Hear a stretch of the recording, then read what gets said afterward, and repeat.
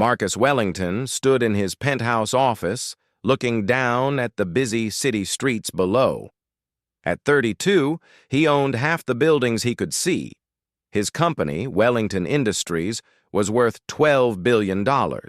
He had everything money could buy: luxury cars, private jets, mansions around the world. But he felt completely empty inside. The problem wasn't money. The problem was people. Everyone who came into his life wanted something from him. Business partners smiled at him because they needed his investments. Women dated him because they saw dollar signs. Even his own family called him only when they needed money for their latest expensive hobby. Marcus remembered his childhood differently. Back then, his father was just starting the company, and they lived in a small apartment. He had real friends who liked him for who he was, not what he had. His first girlfriend, Sarah, used to pack him simple lunches, and they would sit in the park, talking about their dreams. Those were the happiest days of his life. Now, at every party he attended, people treated him like a walking bank account. They laughed too loud at his jokes, agreed with everything he said, and always found ways to mention their business ideas or financial problems. He couldn't tell if anyone actually liked him as a person. Last month, his latest girlfriend, Victoria, had made everything clear. She thought he wasn't listening when she talked to her friend on the phone, but he heard every word. "Of course I don't love him," she had said, laughing. "But do you know how much money he has? I'm going to marry him and then divorce him for half of everything. I'll never have to work again." That conversation changed everything for Marcus. He realized he had never experienced real love, not as an adult. Every relationship was fake, built on lies and greed. He wondered if anyone would ever love him for who he truly was, not for his bank account. That night, Marcus made a decision that would change his life forever. He was going to find out what real love felt like. But to do that, he needed to become someone completely different. He needed to become poor. Marcus spent weeks planning his experiment. He would leave his billionaire life behind and start over as a regular person with almost no money. He would see if anyone could love him when he had nothing to offer except himself. He chose the small town of Millbrook, 300 miles away from the city. It was the kind of place where everyone knew everyone, where people worked hard for modest wages, and where his face wouldn't be recognized from business magazines. He rented a tiny apartment above a bakery, using a fake identity he had carefully created. Marcus gave himself a new name, Mike Johnson. He created a background story about being a construction worker who had lost his job and moved to town looking for a fresh start. He bought old, worn clothes from thrift stores and learned to look tired, like someone who struggled to pay bills. The hardest part was limiting his money. Marcus opened a bank account with only $800. That would have to last him for months. He had never worried about money before, but now every dollar mattered. He couldn't buy coffee whenever he wanted it. He couldn't eat at restaurants. He had to check grocery store prices and buy the cheapest food. On his first day in Millbrook, Marcus walked down Main Street feeling nervous and excited. He looked like any other guy looking for work: old jeans, scuffed boots, and a worn jacket. Nobody gave him a second look. For the first time in years, he was invisible. It felt strange, but also freeing. He found a job at Thompson's hardware store. Mr. Thompson, the elderly owner, needed someone to help with heavy lifting and customer service. The pay was minimum wage, barely enough to cover his rent and food. Marcus had never worked for so little money, but he was determined to make this experiment work. The other employees at the hardware store were friendly but cautious around the new guy. There was Jenny, a single mother who worked part-time while her kids were at school. There was old Pete, who had worked there for 20 years and knew everything about tools and fixing things.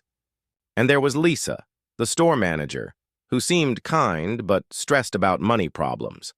Marcus quickly learned that being poor was much harder than he had imagined. After paying rent, utilities, and buying basic food, he had almost nothing left. He couldn't afford to go out for entertainment. He couldn't buy new clothes when his old ones got torn.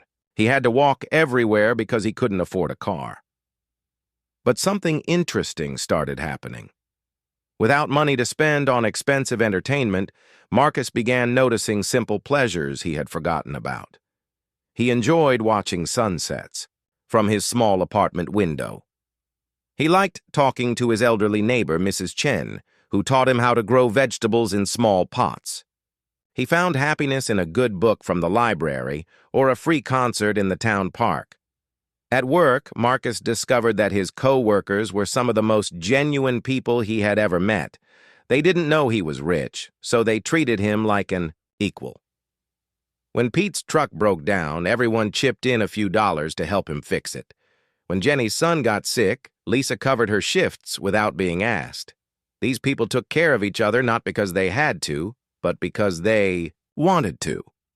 Marcus began to understand what real community felt like. In his billionaire world, people competed with each other constantly. Everyone was trying to climb higher, make more money, and beat their competitors. But here in Millbrook, people supported each other. They celebrated small victories together and helped each other through difficult times. As weeks passed, Marcus started feeling happier than he had in years.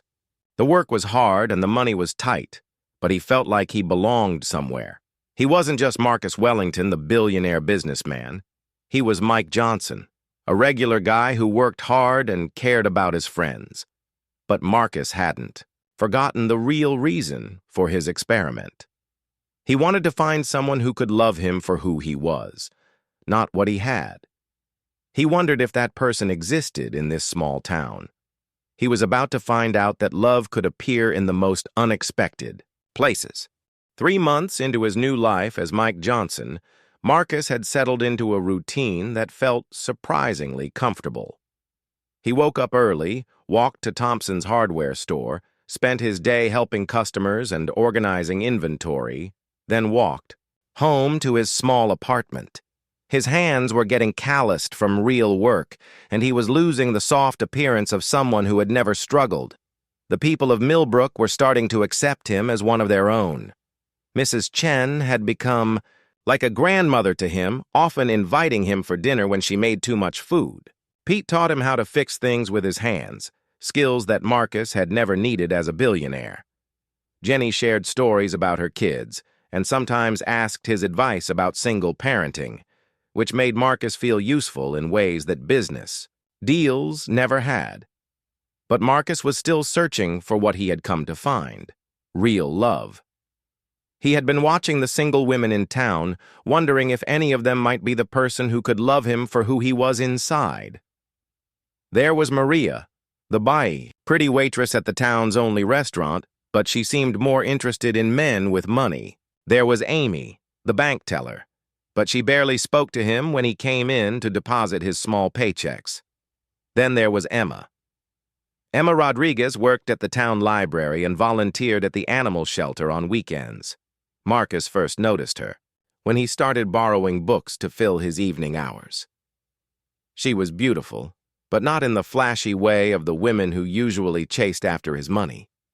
Emma had long brown hair that she kept in a simple ponytail, wore comfortable clothes, and had the kindest eyes Marcus had ever seen. What caught Marcus's attention wasn't just her looks, but how she treated everyone exactly the same. She was equally patient with the elderly man who needed help using the computer and the teenage girl who came in every day after school. She never seemed to judge people based on their appearance or how much money they had.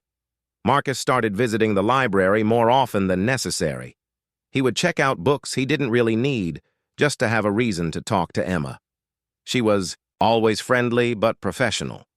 She would recommend books based on his interests, and sometimes they would chat about the stories they both enjoyed. One rainy Thursday evening, Marcus was walking home from work when he saw Emma's car broken down on the side of the road. She was standing next to it, looking frustrated and a little scared as the rain soaked through her jacket. Most people in Marcus's billionaire world would have called their driver or bought a new car, but Emma was clearly struggling with this problem. Marcus didn't hesitate.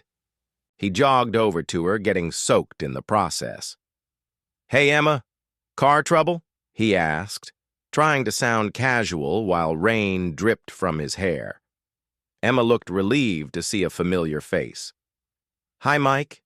Yes, it just died completely.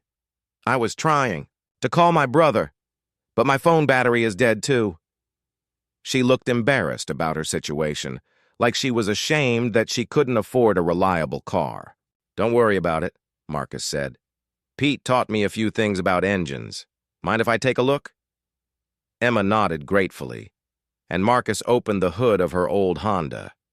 The problem was obvious, a loose battery connection that took him 5 minutes to fix. In his previous life, Marcus wouldn't have known how to change a light bulb, but his time working with Pete had taught him basic repair skills. When the car started up again, Emma's face lit up with genuine happiness. "Mike, you're amazing! How can I ever thank you?" She seemed so grateful for this small act of kindness.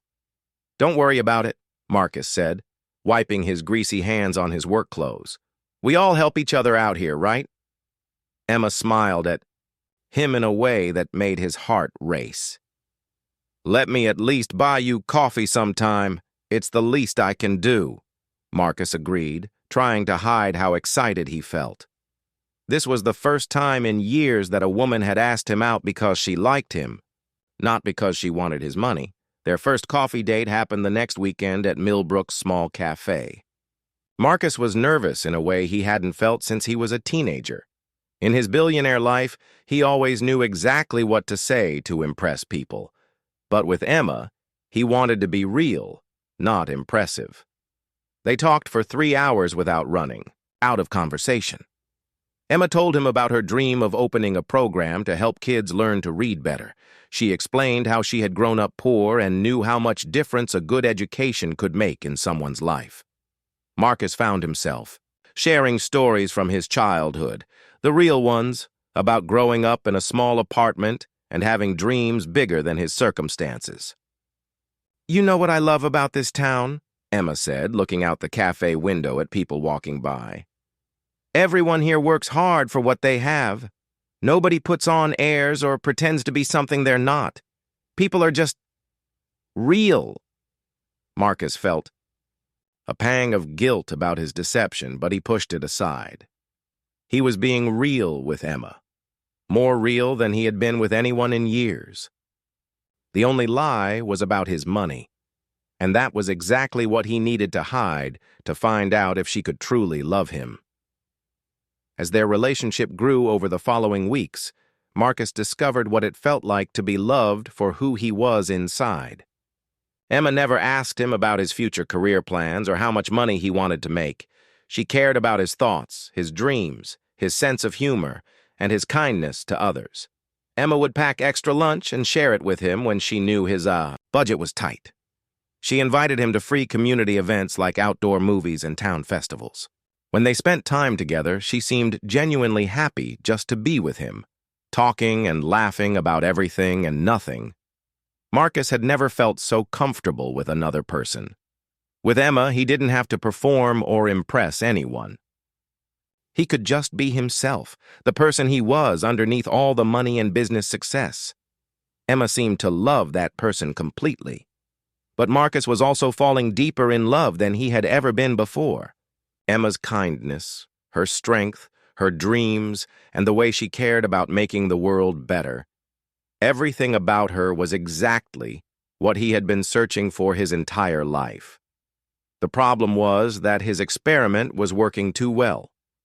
Emma was proving that she could love a poor man completely, but Marcus was living a lie.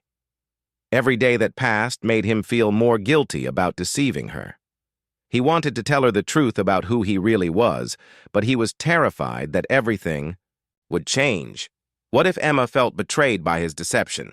What if she thought he had been making fun of her and her simple life? What if she decided that a billionaire was too different from her to ever really work out? Marcus had found the love he was looking for, but now he might lose it because of the very experiment that had helped him find it. As spring turned to summer, Marcus realized he was facing the biggest decision of his life. He could continue living as Mike Johnson forever, staying in Millbrook with Emma and abandoning his billionaire existence. Or he could tell Emma the truth and risk losing the only real love he had ever known. Neither choice seemed simple, and Marcus was running out of time to decide. 6 months had passed since Marcus began his life as Mike Johnson, and he was deeper in love with Emma than he had ever imagined possible. Their relationship had grown into something beautiful and real. Emma had become his best friend, his confidant, and the person he looked forward to seeing every single day. They spent their evenings taking long walks through Millbrook's quiet streets, talking about books they had read and dreams they shared. Emma had started working on her reading program for kids, and Marcus helped her plan activities and organize materials. Seeing her passion for helping others made him love her even more. Emma had also become his anchor during the difficult parts of living with almost no money. When his apartment's heater broke in the middle of winter and he couldn't afford to fix it right away, Emma brought him extra blankets and hot soup. When he got sick and missed 3 days of work, losing pay he desperately needed, Emma quietly left groceries outside his door without making him feel embarrassed about accepting help. What amazed Marcus most was how happy Emma seemed with their simple life together. She never complained that they couldn't afford to go to expensive restaurants or take vacations. Instead, she found joy in cooking dinner together in his tiny kitchen, watching old movies on his small television, and spending Saturday afternoons at the park reading books side by side. Emma often talked about their future together in ways that made Marcus's heart soar and break at the same time.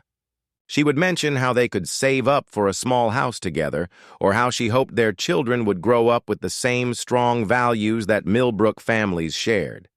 She painted a picture of a simple, honest life filled with love and purpose. But Marcus's double life was becoming harder to maintain. His business empire still needed his attention, and he had been managing it remotely through his assistant and trusted executives. He told them he was taking a sabbatical to find himself, which wasn't entirely a lie. But important decisions were piling up that only he could make. More troubling were the close calls that almost exposed his real identity. Once, a business magazine featuring his photo was delivered to the hardware store by mistake. Marcus managed to hide it before anyone noticed, but his hands shook as he threw it away.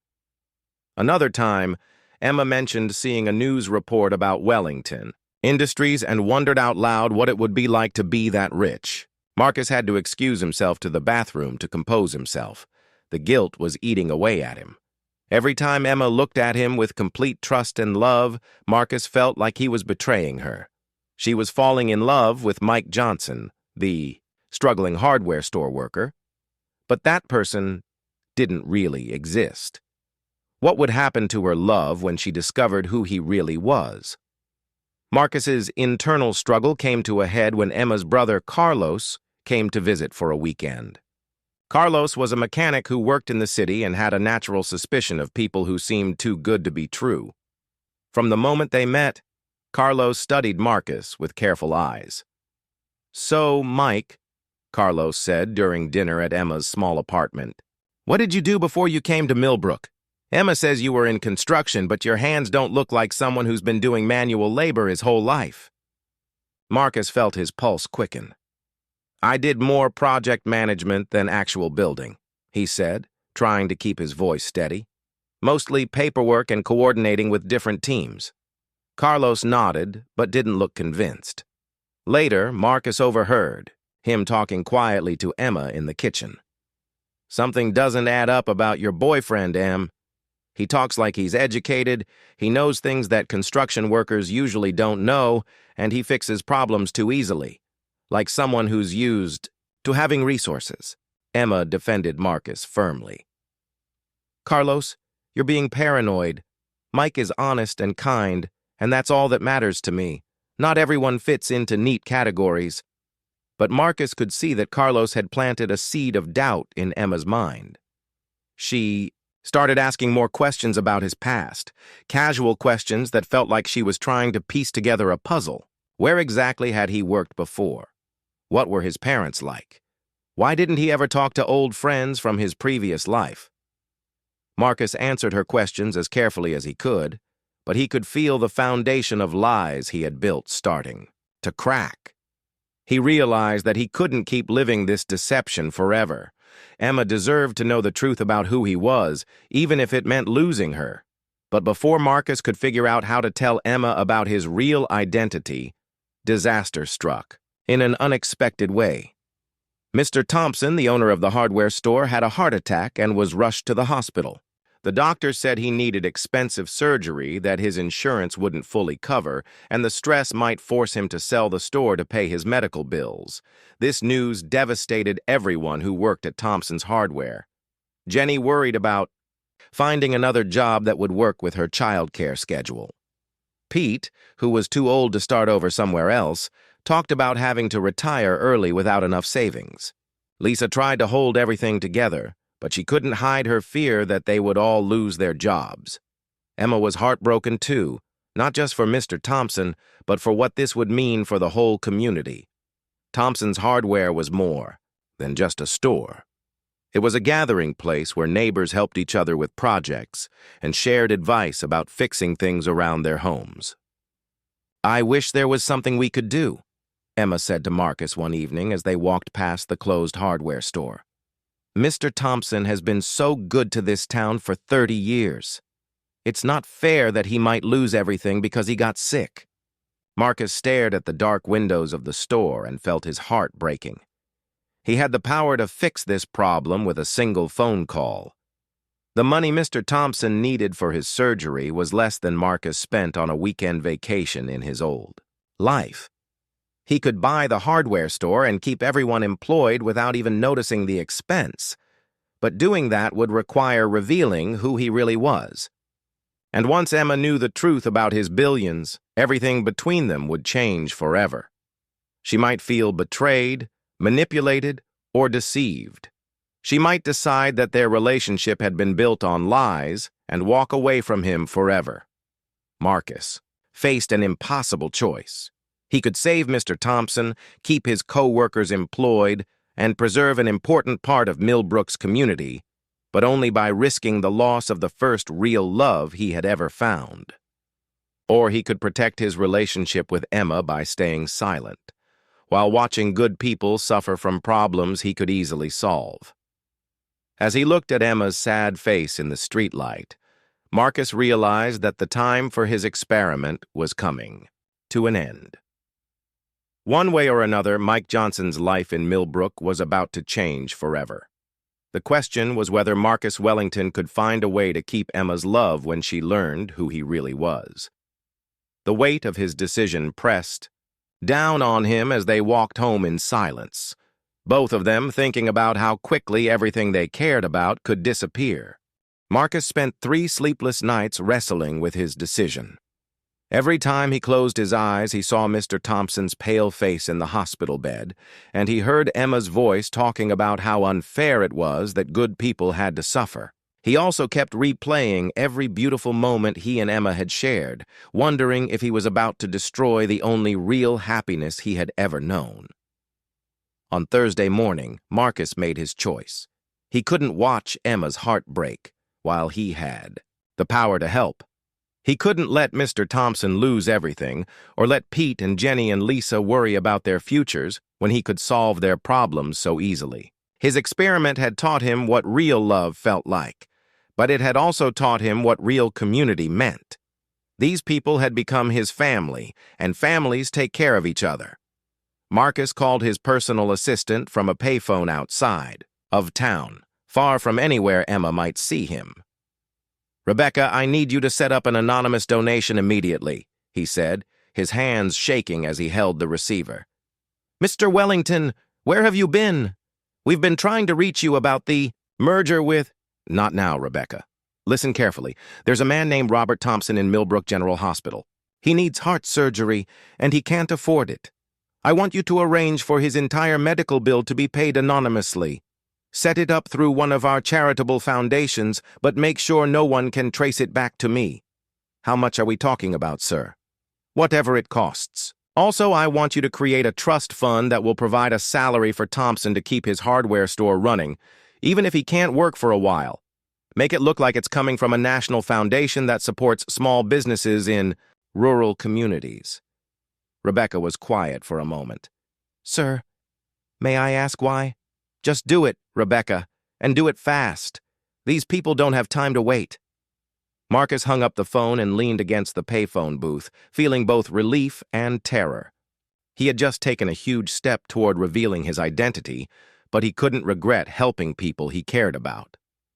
The next morning, Lisa burst into the hardware store with tears streaming down her face. You guys aren't going to believe this, she said, waving a letter in her hand. Mr. Thompson just called from the hospital. Some foundation is going to pay for his entire surgery, and they're giving him money to keep the store running while he recovers. Jenny dropped the box she was carrying and stared at Lisa. Are you serious? How is that possible? Apparently, there's this national foundation that helps small businesses in towns like ours. They heard about Mr. Thompson's situation and decided to help. He doesn't have to sell the store. We all keep our jobs. Pete wiped his eyes with the back of his hand. I don't understand how these things happen, but I'm grateful they do. Marcus tried to look as surprised as everyone else, but inside he felt a warmth spreading through his chest. This was what it felt like to use his wealth to genuinely help people, not to impress them or control them, but simply to make their lives better. Emma heard the news when she came to the store during her lunch break. She ran straight to Marcus and threw her arms around him, not caring that customers were watching. Mike, did you hear? Everything's going to be okay. Marcus held her tight, breathing in the scent of her hair and feeling her joy like it was his own. That's incredible, Em. Mr. Thompson must be so relieved. I keep thinking about what you said when we first met, Emma murmured against his shoulder. You said we all help each other out here? Sometimes that help comes from places we never expected. Marcus felt a stab of guilt at her words, but also something else. A growing realization that maybe, just maybe, there was a way to tell Emma the truth without losing her. Over the next few weeks, Marcus watched how the community reacted to their unexpected good fortune. Instead of becoming lazy or entitled, people seemed even more determined to take care of each other. Mr. Thompson, recovering well from his surgery, talked constantly about how he wanted to pay forward the kindness he had received. Jenny started volunteering at the food bank on weekends. Pete offered free repair help to elderly neighbors who couldn't afford to hire professionals. Emma threw herself into expanding her reading program, inspired by how quickly things could change when people had the resources they needed. It makes me think, she told Marcus one evening as they worked on organizing books for her program, about how much good people could do if they just had a little help sometimes. Not charity that makes them feel ashamed, but opportunities that let them help themselves and others. Marcus listened to her words and felt something click into place in his mind. Emma wasn't against wealth itself. She was against wealth that was selfish and disconnected from community. She valued the kind of help that empowered people and brought communities together. But Marcus's careful balance between his two lives was about to be shattered in a way he never expected. Carlos, Emma's suspicious brother, had spent the week since his visit quietly investigating Mike Johnson's background. As a mechanic in the city, Carlos had connections with people who could run background checks and verify employment records. What he found made him drive straight back to Millbrook on a Saturday morning. Marcus was having breakfast with Emma at the cafe when Carlos walked in, his face grim with determination. He sat down at their table without being invited and placed a folder in front of Emma. Em, we need to talk about your boyfriend, Carlos said, his eyes never leaving Marcus's face. Emma looked confused and a little annoyed. Carlos, what are you doing here? I thought we settled this. Mike Johnson doesn't exist, Carlos said flatly. At least not the Mike Johnson sitting next to you. The social security number he used to get his apartment belongs to a different person. The construction company he claimed to work for has no record of anyone by that name. His references don't check out, and there's no history of him anywhere before he showed up in this town. Emma's face went white. She looked at Marcus with shock and growing fear. "Mike, what is he talking about? This is crazy, right?" Marcus felt the world crashing down around him. His mouth went dry, and he couldn't find words. Carlos had called his bluff completely, and now Emma was staring at him like he was a stranger. "Who are you really?" Emma whispered, her voice barely audible over the cafe's morning noise. "Have you been lying to me this entire time?" Marcus looked into Emma's eyes and saw his worst fear becoming reality. The love and trust that had been there moments before was being replaced by confusion, hurt, and betrayal. His experiment had worked too well. Emma had loved Mike Johnson completely. But Mike Johnson was a lie, and now Marcus had to figure out if Emma could ever love the real him. The moment of truth had arrived, and Marcus realized that everything he had learned about love and community over the past months was about to be put to the ultimate test. The cafe suddenly felt too small, too bright, too full of people. Marcus could feel everyone staring at their table, sensing the tension but not understanding it. Emma's face had gone from confusion to hurt to something harder, the look of someone who felt completely betrayed. "Emma," Marcus began, his voice hoarse. "Please, let me explain." "Explain what?" Emma's voice was shaking. "Explain how you've been lying to me for months? Explain how everything I thought I knew about you was fake?" She turned to Carlos. "How did you find this out?" Carlos kept his eyes on Marcus while he answered his sister. "I had a friend run a background check. Mike Johnson is a real person, but he's 73 years old and lives in Florida. Whoever this guy is, he's been using a stolen identity." Emma stood up abruptly, her chair scraping against the floor. "I need to get out of here. I need to think." She looked at Marcus with tears in her eyes. "Don't follow me. Don't call me. I don't even know who you are."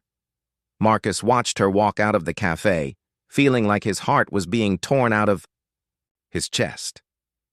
Carlos remained seated, studying Marcus with the intensity of someone trying to solve a puzzle. "So who are you really?" Carlos asked. "Are you running from the law in witness protection, or are you just some sick person who gets off on manipulating small-town women?" "None of those things," Marcus said quietly. "My name is Marcus Wellington. I own Wellington Industries." Carlos laughed bitterly.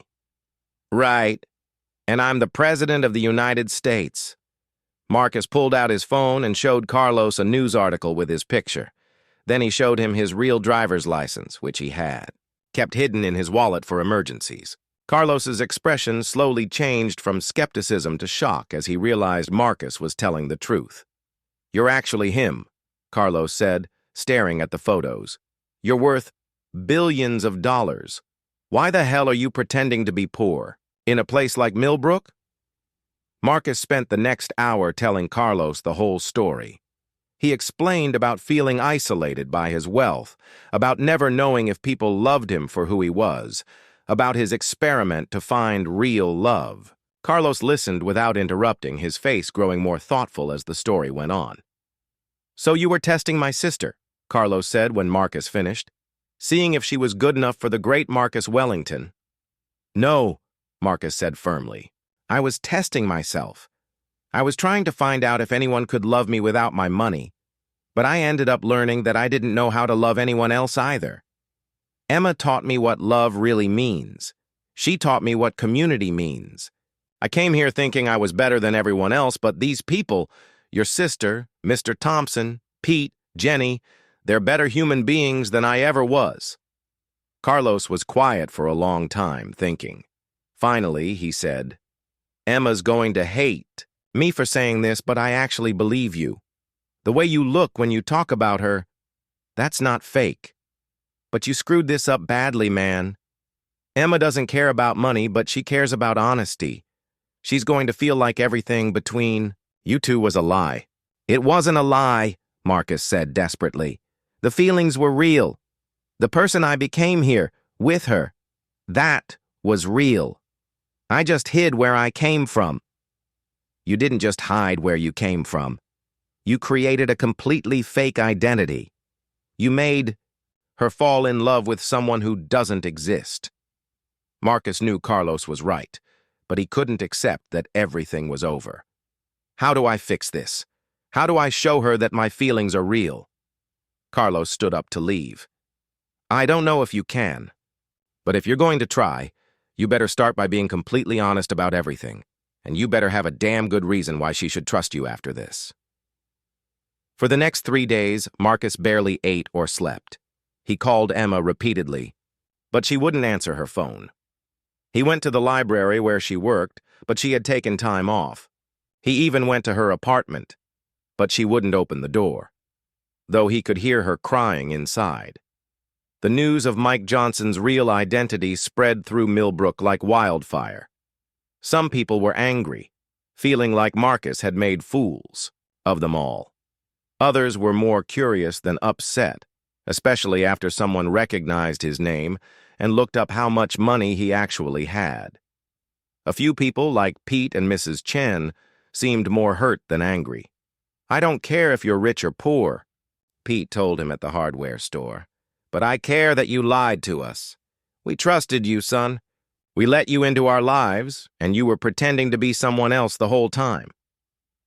The worst part was that Marcus could see how his deception had damaged the trust that held the community together. People started questioning things they had never doubted before. If Mike Johnson could fool them so completely, who else might not be what they seemed? On the 4th day, Mr. Thompson returned to the hardware store for the first time since his surgery. Marcus expected him to be angry, but instead the older man asked to speak with him privately. I heard about what happened, Mr. Thompson said once they were alone in the store's back office. Carlos Rodriguez has been telling everyone who'll listen that you're some billionaire who was playing games with his sister. It's true, Marcus said. I'm sorry I lied to you. I'm sorry I lied to everyone. Mr. Thompson nodded slowly. I figured it was something like that when I heard about the foundation that paid for my surgery. Funny thing about that foundation. When I tried to research them to write a thank you letter, they were real hard to track down. Almost like someone created them just to help me. Marcus felt his face flush, but he didn't deny it. You saved my life, son, Mr. Thompson continued. You saved my business and my employees' jobs. I don't know why you felt like you had to hide who you were to do that, but I'm grateful all the same. I wanted to help because I care about you, Marcus said, because I care about this place and these people. That wasn't fake. Mr. Thompson studied him for a moment. Emma's a good woman, one of the best I know. If you really love her, you need to find a way to prove that the person she fell in love with is still real, even if his name and bank account are different than she thought. Mr. Thompson's words gave Marcus the first hope he had felt since Carlos exposed his identity. That evening, Marcus sat in his small apartment and wrote the most important letter of his life. He wrote about his childhood, his loneliness as his wealth grew, and his desperate search for someone who could love him for who he was inside. He wrote about every moment with Emma that had changed him, every lesson he had learned about real community in Millbrook. Most importantly, he wrote about his plan to prove that his love for her was genuine. The next morning, Marcus drove to the city for the first time in 8 months. His penthouse felt cold and strange, like a museum of someone else's life. His expensive clothes felt uncomfortable after months of simple work clothes.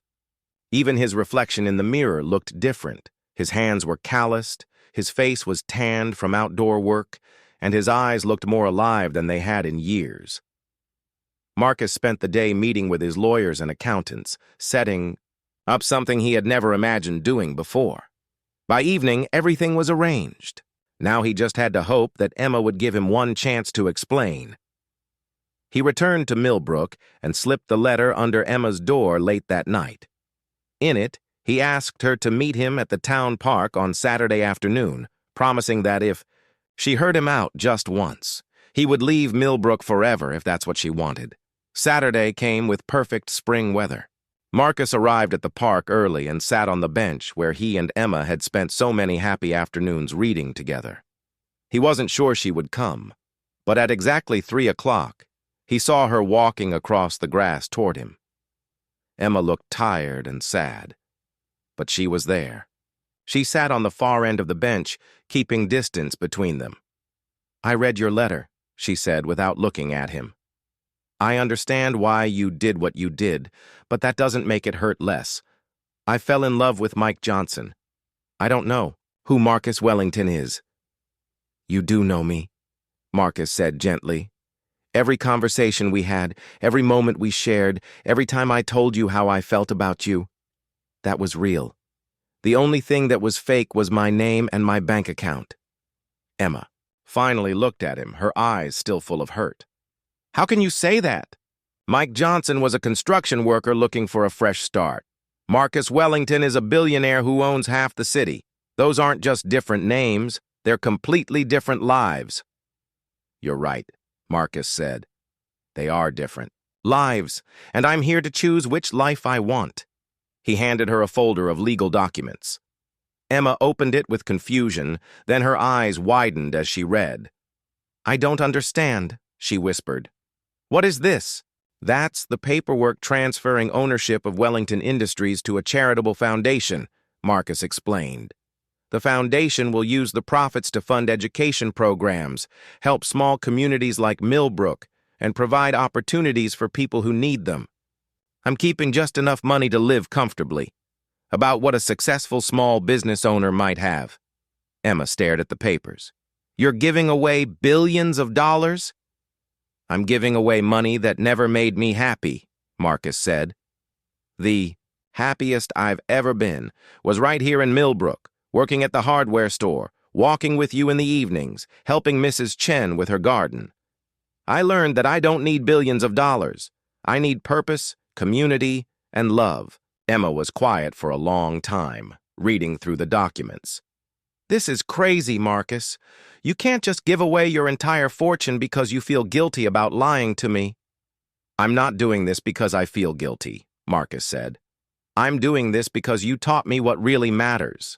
You taught me that the best way to use wealth is to help other people build better lives for themselves. You taught me that community isn't about having the most money, it's about taking care of each other." He moved closer to her on the bench. "Emma, I know I hurt you by lying about who I was, but everything I felt for you was real. The way you make me laugh, the way you see the good in everyone, the way you light up when you talk about helping kids learn to read, I fell in love with all of that. And I hope that the person you fell in love with is still here, even without the fake name and the made-up story." Emma wiped tears from her eyes. "I did love Mike Johnson. But Mike Johnson was someone who understood what it was like to struggle, to worry about paying bills, to work hard for everything he had. How do I know that you, the real you, understands any of that?" Marcus smiled sadly. "Because I've been living it for 8 months, and because even with all the money I had before, I was struggling too, just with different things. I was struggling to find real relationships, real purpose, real happiness. Money didn't solve any of that." Emma looked around the park where they had spent so many afternoons together. "What happens now? Do you really think you can be happy living, like a regular person after being a billionaire?" "I think I can be happy living like the person I became here with you," Marcus said. "I want to keep working with my hands, keep being part of this community, keep learning from people like Mr. Thompson and Pete and your neighbor, Mrs. Chen. I want to help you expand your reading program, maybe using some of the foundation's resources, to take it to other small towns." Emma stood up from the bench and walked a few steps away, thinking. Marcus watched her, his heart pounding as he waited for her decision. Finally, she turned back to him. If we do this, if I give you another chance, it has to be completely honest from now on. No more secrets, no more lies, even small ones. No, more lies, Marcus promised. And I need time to trust you again. What you did, it's going to take a while for me to believe that you're really the person I thought you were. I'll wait as long as you need. Emma walked back to the bench and sat down next to him, closer this time. And we're going to start over. I want to get to know Marcus Wellington, not as a billionaire, but as the person he really is when he's not pretending to be someone else. Marcus felt hope flooding through him. Does this mean you're willing to try? Emma looked at him with the same kind, eyes that had first captured his heart. It means I'm willing to find out if the person I fell in love with is still real, even with a different name and a very different bank account. 6 months later, Marcus and Emma were married in a simple ceremony in Millbrook's community center. The whole town came to celebrate, including Mr. Thompson, who had fully recovered and was thriving with his newly secure business. Pete walked Emma down the aisle, and Mrs. Chen cried happy tears throughout the ceremony. Marcus had kept his promise about giving away his fortune, and the Wellington Foundation had already begun funding reading programs in dozens of small towns across the country. Marcus worked as the foundation's community coordinator, traveling to places like Millbrook to help implement programs and connect with local people. Emma had become the foundation's education director, finally able to pursue her dream of helping children learn on a scale she had never imagined possible. Together, they were using Marcus's former wealth to build the kind of communities and opportunities that had brought them together. On their wedding night, as they danced to music played by a local band in the same community center, where Emma had first told him about her dreams, Marcus realized that his experiment had succeeded beyond his wildest hopes. He had set out to find someone who could love him without his money, and he had found that. But more importantly, he had learned how to love someone else completely and honestly. Emma smiled up at him as they danced. "You know what I love most about our story?" she said. "What's that?" "You came to Millbrook looking for someone who could love you for who you really are, but you ended up becoming who you really are because someone loved you." Marcus held her closer and knew she was exactly right. He had found his real self not in spite of love, but because of it. And that person, the real Marcus Wellington, was someone he was proud to be.